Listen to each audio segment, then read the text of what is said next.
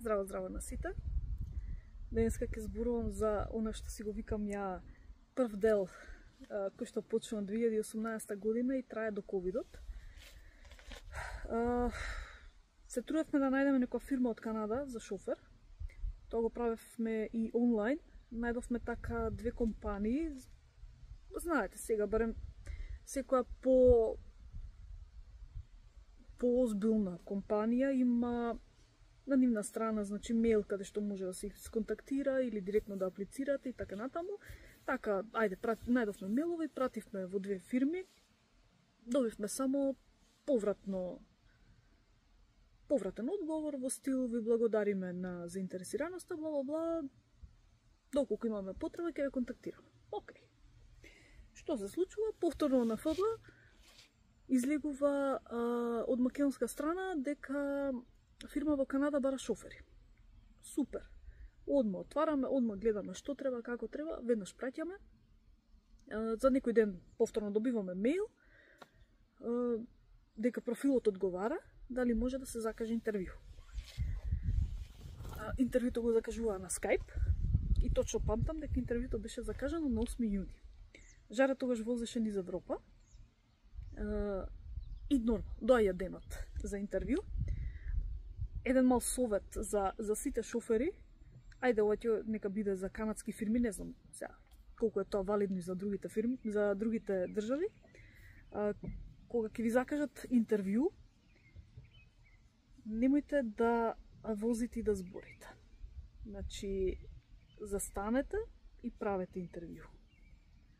Затоа што особа, поради тоа што си има возено и си има разговарано, затоа што едноставно компанијата бара да ве види, значи не само да си правите муабет вие по телефон, него буквално се гледате додека разговарате.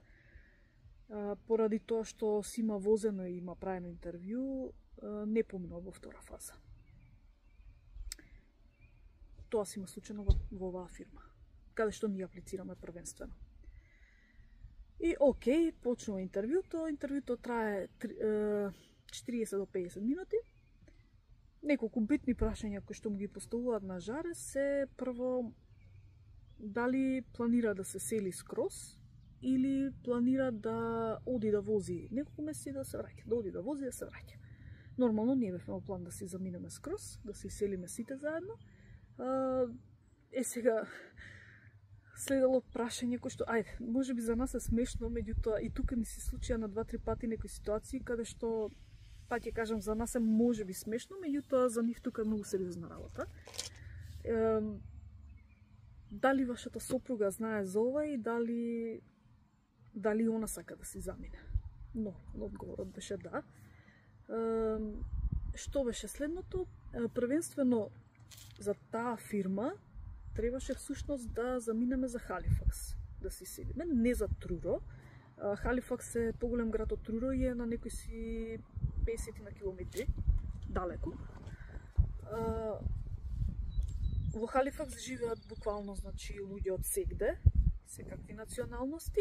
Многу битно прашање кое што било поставено е дали на нас тоа ќе ни смета. Ние апсолутно немаме никаков проблем со никого. Воопшто немаме проблем по прашање на националност или било што, едноставно воопшто не ни смета тоа. Океј. Следното што беше е дали планира да замине сам прво, па потоа ние да одиме, или сите наеднаш ќе заминуваме. Со оглед на тоа дека во тој период имавме 3 мали дечиња и нормално заминувате во земја што е толку далеку, буквално сам, без никој, не знаете што ве чека, не знаете дали ќе ви се допадне, нема да ви се допадне. Едноставно бевме решени дека Жаре прво ќе замине, прво да види што е, како е, зашто е, дали ќе му се допаѓа, дали нема му се допаѓа и потоа да одлучиме нормално дали ние ќе одиме сите. Океј, они му кажуваат дека и тоа е советот што и они го даваат, дека е попаметно прво он да дојде сам, па потоа да дојдеме ние. Океј, супер. Што се случува во моментот на интервјуто, додека нели го распрашуваат каков камион вози за искуство и такви работи, и каков камион вози во моментот. они му викаат да излезе да им го покаже камионот. И јас би го направила можеби истото, едноставно сакам да видам нели дали особата ме лаже.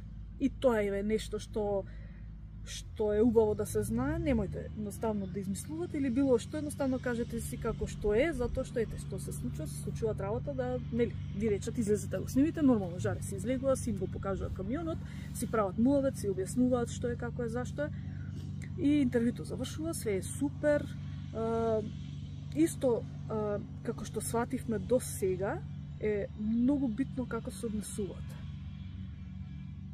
Секогаш трудете се да бидете позитивни, да бидете насмеани и не се правете нешто што не сте. Мислам, многу е битно и каков печат ќе им оставите. Знаеме и особа што не поминала во друга фаза само поради однесувањето на интервју. Значи, и тоа е многу битно тука, затоа што кога почнувате со некоја фирма тука, они буквално ви прават досие и во тоа досие буквално се пишува за вас. Значи, од моментот кога како комуницирате, дали сте напорни, не сте напорни, живчани, неживчани, како враќате, какви прашања, значи буквално се. Буквално ви се прави едно цело досие за вас. Океј, поминува интервјуто, поминува жаре во втора фаза. Што е другата фаза? Другата фаза е да компанијата си има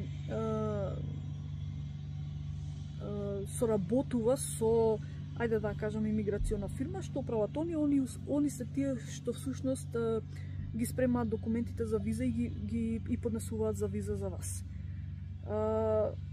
Во тој момент единствено нешто што требаше ние да направиме, да пратиме документи, жаре во тој момент не требаше да полага англиски, значи во тој период како шофер немаше потреба да полага англиски, затоа што, ајде, да кажеме, треба само некој основно познавање од јазикот. Океј, преведуваме се, ние требаше тој период да преведеме и на англиски на француски.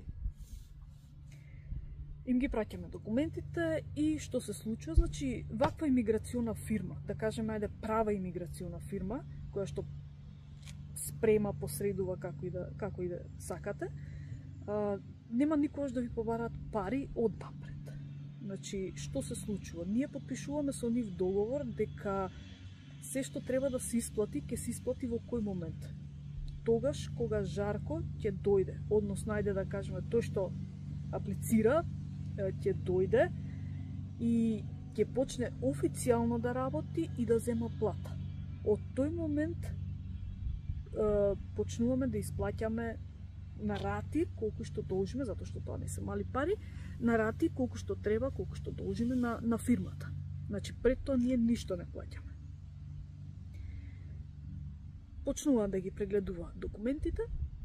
Што се случува? Прв проблем е тоа што на CV-то името на Жарко е напишано Z-A-Ко. На официјалните документи него името му е напишано Z-Х-Арко. Ова е голем проблем.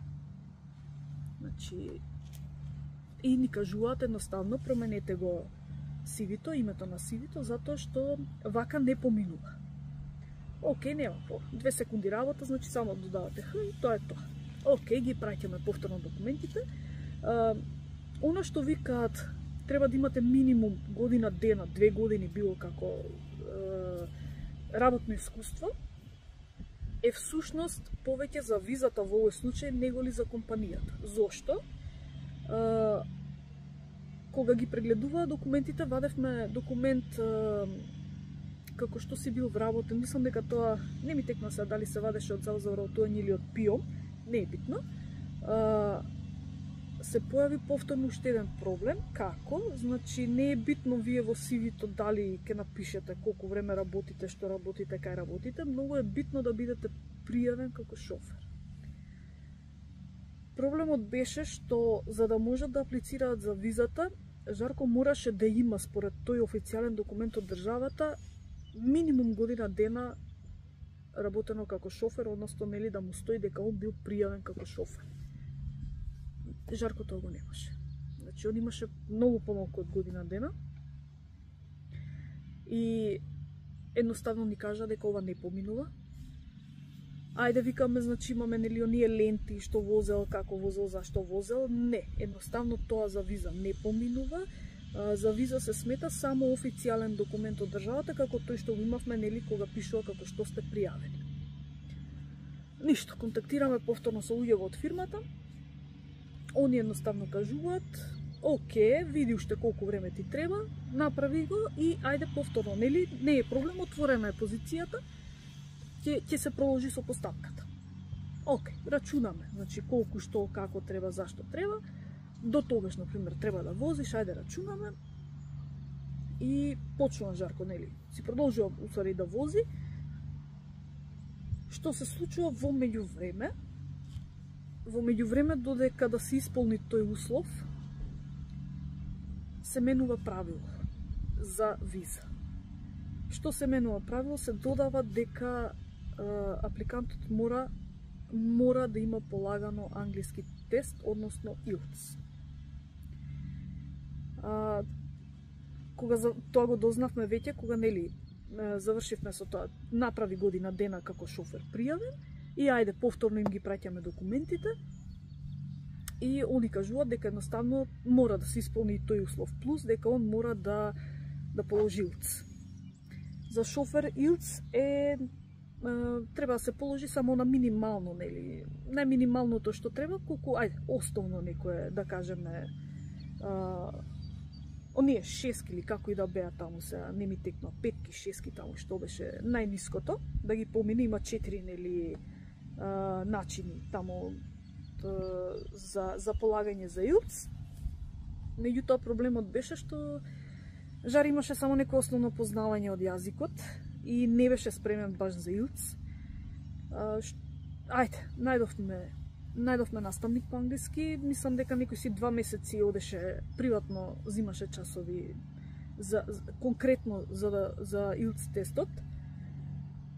Ајде, закажавме IELTS, отиде, фала Богу го положи од прва, со најниско, значи, само колку да помине. И окей, ајде, повторно, нели, праќаме IELTS-от, почнуваат они повторно се прегледува, значи, од кога они све ќе прегледаат, ви праќаат апликацијата и на вас, нели, тоа, да проверите и вие, значи, самите, дали е се точно, мора да внимавате буквално на секоја буква, затоа што како што гледате една буква, може да направи проблем и буквално се да пропадне. Значи, ви бараат информации од типот од фамилии, браќа, сестри, родители, работни места и така натаму. Тоа се некои работи кои што ги бараат да ги пополните, да ги имате за визата. Ве прашуваат нормално дали имате роднини во Канада, други, значи се мора да напишете точно. И каде живеат, например, телефонски броеви, што работат, колку време се таму, со какви документи се таму. Значи има така малку повеќе има повеќе работи што треба да се напишат. Окей, супер. Поминува се. Они се спремни да ја пуштат апликацијата. И што се случува? Се случува COVID. Се случува COVID, за жал, и се застанува. Нормално застанува. Сите знаеме дека нема повеќе летови, нема повеќе ништо, значи буквално сегде беше хаос. Едноставно ни рекоа тоа е тоа, кога ќе се отвори повторно се здравје Боже, тогаш може да се продолжи со апликацијата. И тоа е тоа, бидна што бидна. Единствено нешто што можевме да направиме тогаш е само да чекаме и да се надеваме. Се потрудивме, се да направиме, меѓутоа за жал се случи тоа што се случи. Уште една работа што заборавив да напоменам е за преведувањето на документи. Значи не е битно дали вие самите ќе си ги преведите документите, многу е битно да на документот стои печат од овластен преведувач. Во друг случај документот не ви поминува. Значи мора да стои тој печат. Тоа е нешто што исто е многу битно за документите за аплицирање за виза. Тоа е тоа. Продолжение во следното видео. Интересно продолжение. Поздрав и до следно видење.